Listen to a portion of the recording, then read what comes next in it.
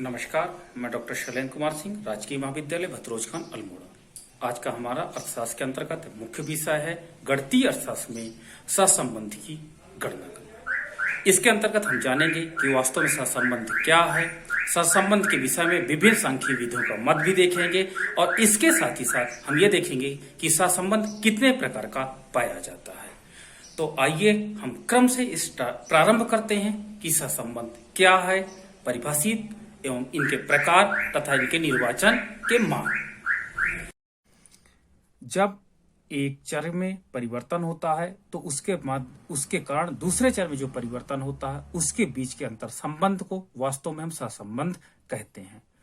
अर्थात सहसंबंध एक विवरणात्मक सांख्यिकी माप है जो दो चरों के मध्य पाए जाने वाले संबंध की मात्रा का विवरण देता है।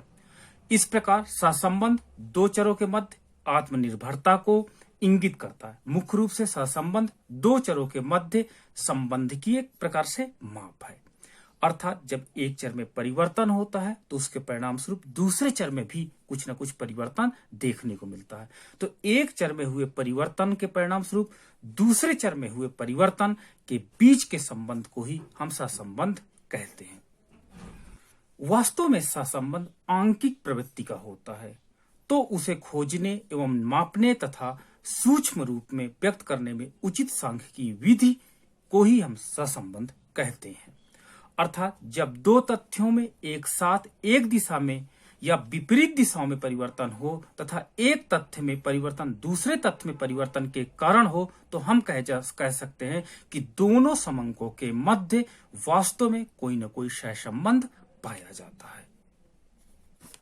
हम सहसंबंध के संदर्भ में विभिन्न सांख्यिक विधियों के मत भी जान लेते हैं।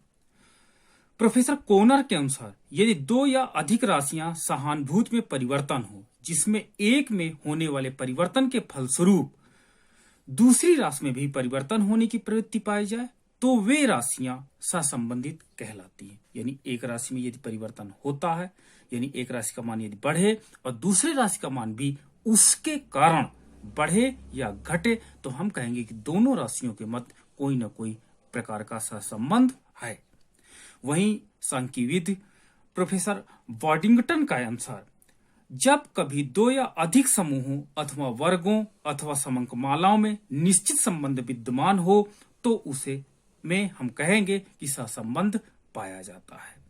इसी प्रकार डेवनपोर्ट के मतानुसार सहसंबंध या संपूर्ण विषय पृथक विशेषताओं के मध्य पाए जाने वाले उस पारस्परिक संबंध की ओर संकेत करता है जिनके अनुसार कुछ सीमा तक साथ साथ परिवर्तन होने की प्रवृत्ति रखते हैं। इस प्रकार हमने देखा कि मान लीजिए हमारे पास दो समंक है, एक समंक में कोई परिवर्तन होता है, उसके परिणाम स्वरूप दूसरे समंक में परिवर्तन की प्रवृत्ति पाई जाती है, चाहे वो धनात्मक हो चाहे ऋणात्मक। तो हम इस घटना को वास्तव में कहेंगे कि दोनों समंकों के मध्य सहसंबंध है। वास्तव में सहसंबंध तीन प्रकार का पाया जाता है। आइए हम देखते हैं कौन कौन से हैं। पहला है धनात्मक अथवा ऋणात्मक सहसंबंध। धनात्मक सहसंबंध वो सहसंबंध होता है जब एक समंक का मान बढ़े। मान लीजिए x और y दो समंक हैं। यदि x का मान बढ़े उसके परिणाम स्वरूप y का मान भी बढ़े या x का मान घटे जिसके परिणाम स्वरूप y का मान भी घटे तो हम कहेंगे दोनों समंकों के मध्य धनात्मक सहसंबंध पाया जाता है। क्योंकि एक समंक यदि बढ़ता है तो दूसरा समंक बढ़ता है, यदि एक समंक घटता है तो दूसरा समंक भी घटता है। इस प्रकार के सहसंबंध को वास्तव में हम धनात्मक सहसंबंध कहते हैं। वहीं ऋणात्मक सहसंबंध वो सहसंबंध होता है जिसके अंतर्गत यदि एक समंक का मान बढ़े, मान लीजिए x का मान बढ़ता है, y का मान घट जाए, या x का मान घटे और y का मान बढ़ जाए, तो इस प्रकार के समंक को वास्तव हम ऋणात्मक सहसंबंध कहते हैं। जैसे मूल्य और मात्रा, यदि किसी वस्तु का मूल्य बढ़ता है तो उसकी डिमांड कम हो जाएगी तो हम क्या कहेंगे, निगेटिव कोरिलेशनशिप। वहीं यदि हम धनात्मक सहसंबंध का एग्जांपल लेते हैं तो धनात्मक सहसंबंध क्या, यदि किसी व्यक्ति की आय बढ़े तो उसकी मांग भी बढ़ेगी, आय घटे तो मांग भी घटेगी, तो हम इसे धनात्मक सहसंबंध कहेंगे। इस प्रकार धनात्मक सहसंबंध में धनात्मक ढाल की सहसंबंध रेखा होती है, ऋणात्मक सहसंबंध के अंतर्गत ऋणात्मक ढाल की सहसंबंध रेखा पाई जाती है। दूसरा हमारे पास है सरल, आंशिक अथवा बहुगुणी सहसंबंध। हम जानते हैं कि चर दो प्रकार के होते हैं, स्वतंत्र चर और आश्रित चर। जब दो चरों के मध्य सहसंबंध की गणना की जाती है तो उसे हम सरल सहसंबंध कहते हैं। जब दो मूल्यों में एक अन्य स्वतंत्र चर को सम्मिलित करके सहसंबंध की गणना की जाती है तो इसे हम आंशिक सहसंबंध कहते हैं। जब दो से अधिक स्वतंत्र चरों को सम्मिलित करके वास्तव में सहसंबंध की गणना की जाती है तो इसे हम बहुगुणी सहसंबंध कहते हैं।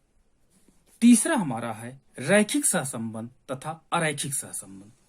रैखिक सहसंबंध वो सहसंबंध होता है जब किसी एक चर में जिस अनुपात में परिवर्तन हो दूसरे चर में भी उसी अनुपात में परिवर्तन हो, या एक चर में निश्चित अनुपात में परिवर्तन होने के परिणाम स्वरूप दूसरे चर में भी एक निश्चित अनुपात में ही परिवर्तन सदैव हो।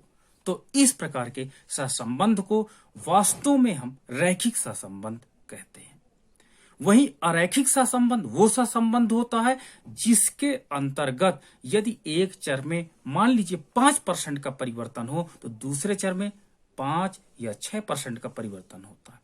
पुनः प्रथम चर में यदि 5% का परिवर्तन होता तो दूसरे चर में अब 5 या 6% का परिवर्तन ना होकर के 10 या 11% का परिवर्तन होता, या 3 या 4% का परिवर्तन होता। यानी जो प्रतिशत परिवर्तन पहले हो चुका है उतना प्रतिशत परिवर्तन से या तो कम होता है या तो ज्यादा होता है, सेम नहीं होता है। इस प्रकार अरैखिक सहसंबंध कहते हैं, यानी एक चर में परिवर्तन होने के परिणाम स्वरूप दूसरे चर में उसी अनुपात में परिवर्तन न होना, इसे हम अरैखिक सहसंबंध कहते हैं। रैखिक सहसंबंध के अंतर्गत हमें एक सीधी रेखा प्राप्त होती है। सीधी रेखा का तात्पर्य होता है कि यदि एक चर में परिवर्तन जिस अनुपात में हो रहा दूसरे चर में भी एक निश्चित अनुपात में ही परिवर्तन हो रहा है। लेकिन अरैखिक सहसंबंध के अंतर्गत हम ये देखते हैं कि जब एक चर में परिवर्तन होता है तो दूसरे चर में उसी अनुपात में परिवर्तन नहीं होता, जिससे वक्र आकार हो सकता है, या तो ऊपर या तो नीचे, लेकिन ये कर्व शेप का होता है, इसीलिए इसे हम अरैखिक सहसंबंध कहते हैं। आइए हम इनको रेखा चित्र के माध्यम से और अधिक स्पष्ट करते हैं। संबंध के विषय में देखेंगे। सहसंबंध का तात्पर्य ये होता है कि दो समंकों के मध्य पाए जाने वाले संबंध को सहसंबंध कहते हैं। हमने बताया कि दो प्रकार के सहसंबंध पाए जाते हैं, धनात्मक सहसंबंध तथा ऋणात्मक सहसंबंध। धनात्मक सहसंबंध वो सहसंबंध होता है यदि मान लीजिए दो राशियां हैं y और x, यदि x का मान बढ़े जिसके परिणाम स्वरूप यदि x का मान बढ़ता है जिसके परिणाम स्वरूप y का मान भी बढ़ जाए, या x का मान घटे जिसके परिणाम स्वरूप y का मान भी यदि घट जाए, तो हम इस प्रकार के सहसंबंध को वास्तव में धनात्मक सहसंबंध कहेंगे। इस प्रकार का सहसंबंध वास्तव में धनात्मक रेखा होती है। धनात्मक रेखा का मतलब यहां मान लीजिए x अक्ष पे हमने x को लिया है और y अक्ष पे हमने y को लिया है। यदि x का मान x1 है तो y का मान y1 है। अगर x का मान बढ़ जाता है, x2 हो जाता है, तो y का मान भी बढ़कर y2 हो जाता है। यदि x का मान बढ़ करके x3 हो जाता है तो y का मान भी बढ़ करके y3 हो जाता है। इस प्रकार हम देखते हैं कि x का मान बढ़ता जाता है तो y का मान बढ़ता जाता है। इस प्रकार के हम सहसंबंध को धनात्मक सहसंबंध कहते हैं। यदि x का मान कम होता है तो y का मान भी कम हो जाता है। तो इस रेखा को हम धनात्मक सहसंबंध रेखा कहेंगे। वहीं हम अब ऋणात्मक सहसंबंध के विषय में जानेंगे। ऋणात्मक सहसंबंध वो सहसंबंध होता है, मान लीजिए दो variable y is the function of x दिया हुआ है। यदि x का मान बढ़े तो y का मान कम हो, यदि x का मान कम हो तो y का मान बढ़ जाए। तो इस प्रकार के सहसंबंध को हम वास्तव में ऋणात्मक सहसंबंध की संज्ञा देंगे। इस प्रकार का रेखा चित्र वास्तव में निगेटिव ढाल का होता है। निगेटिव ढाल का तात्पर्य होता है कि मान लीजिए नीचे हम x को लिए हैं, ऊपर y को लिए हैं। यदि x का मान हमारे पास x1 है, y का मान y1 है। x का मान यदि हम बढ़ा करके x2 कर देते हैं तो y का मान देखिए घट करके क्या हो जाता है, y2। यानी x का मान हम बढ़ाते हैं तो y का मान कम हो जाता है। तो इस प्रकार के सहसंबंध को हम वास्तव में ऋणात्मक सहसंबंध की संज्ञा देते हैं। अब हम देखते हैं रेखी सहसंबंध तथा अरेखी सहसंबंध। रेखी सहसंबंध वो सहसंबंध होता है, मान लीजिए y is the function of x, ठीक है। अब मान लीजिए x में परिवर्तन 10% का होता है तो y में भी परिवर्तन यदि 10% का ही हो तो हम इस सहसंबंध को रेखिक संबंध सहसंबंध कहेंगे, चाहे वो धनात्मक हो या ऋणात्मक हो, ठीक है। यदि मान लीजिए x में का मान डाउन होता है, y का मान भी डाउन हो जाए तो भी यह सहसंबंध रैखिक ही होगा, लेकिन इसका अनुपातिक परिवर्तन दैट शुड बी इक्वल, वो हरदम बराबर होना चाहिए। तो रैखिक सहसंबंध वास्तव में आपका ये है जिसमें x का मान यदि बढ़ता है, x का मान OX1 है, y का मान हमारे पास OY1 है। यदि x में का मान बढ़ जाता है, मान लीजिए x का मान बढ़ता है तो y का मान भी बढ़ जाए। लेकिन x के मान में परिवर्तन के परिणाम स्वरूप y के मान में परिवर्तन एक निश्चित अनुपात में हो तो हमें जो सहसंबंध प्राप्त होगा वो वास्तव में रैखिक सहसंबंध प्राप्त होगा। और रैखिक सहसंबंध आपका धनात्मक और ऋणात्मक दोनों हो सकता है। मान लीजिए x का परिवर्तन x1 से आपका हो जाता है x2, तो y में जो भी परिवर्तन होता है y1 से y2 हो जाता है। अगर मान लीजिए इसमें 10% का परिवर्तन होता है तो इसके परिणाम स्वरूप इसे 5% का परिवर्तन हो, तो इसमें सदैव 5% का परिवर्तन होना अनिवार्य है, तभी ये रैखिक सहसंबंध को रिप्रेजेंट करेगा। तो रैखिक सहसंबंध में अनुपातिक परिवर्तन समान होना चाहिए। वहीं इसमें धनात्मक भी हो सकता है रैखिक सहसंबंध और ऋणात्मक भी हो सकता है। अब हम देखते हैं अरैखिक सहसंबंध।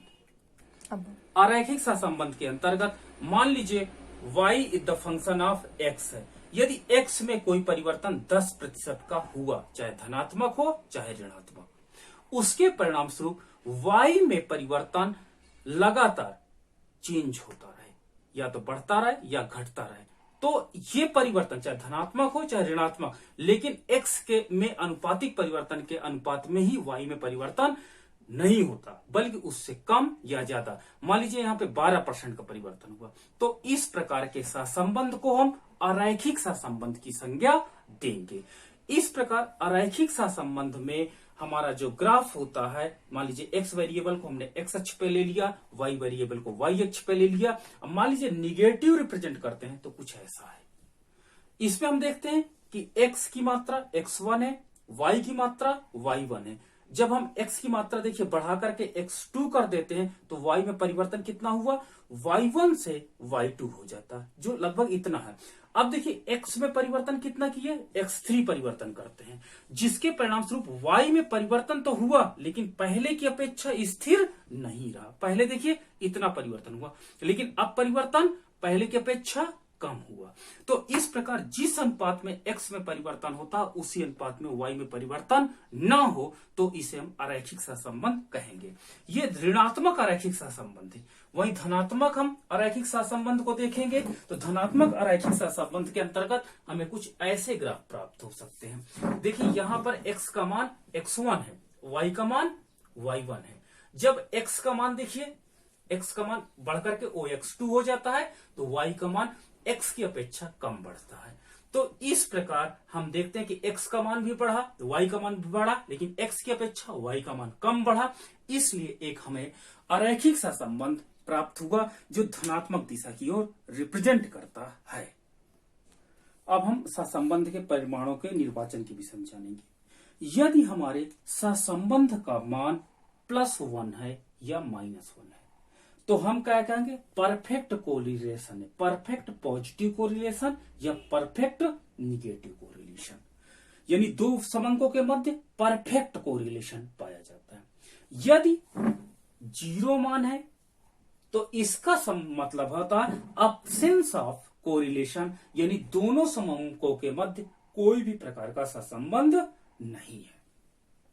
यदि हमारा आंसर +9 0 या -9 0 से 1 के बीच में हो तो हम क्या कहेंगे, very high degree of correlation, यानी दोनों समूहों के मध्य धनात्मक वेरी हाई डिग्री कोरिलेशन है। यदि निगेटिव आता है तो निगेटिव वेरी हाई कोरिलेशन है। यदि हमारा आंसर 0.75 से 0.90 के मध्य आंसर है तो हम क्या कहेंगे, sufficient high degree of correlation, मतलब पर्याप्त है कोरिलेशन धनात्मक, और यह पर्याप्त है ऋणात्मक। वहीं moderate degree of correlation, moderate degree of correlation में यदि आपका आंसर 0.60 से 0.75 के मध्य है तो हम क्या कहेंगे, मॉडरेट कोरिलेशन पाया गया है।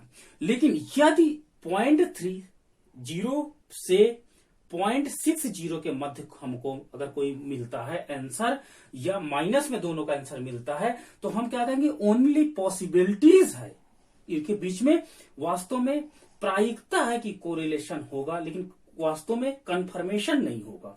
वही पॉसिबिलिटी नो कोरिलेशन, अगर आंसर आपका 0.3 और 0 के मध्य है, जैसे 0.20 हो सकता है या 0.25 हो सकता है, तो हम कहेंगे there is no correlation between, वास्तव में पॉसिबिलिटी ऑफ नो, इनके बीच में कोई कोरिलेशन नहीं है। और हम 7वां जान चुके हैं कि 0 आंसर है तो कोई कोरिलेशन नहीं पाया जाता।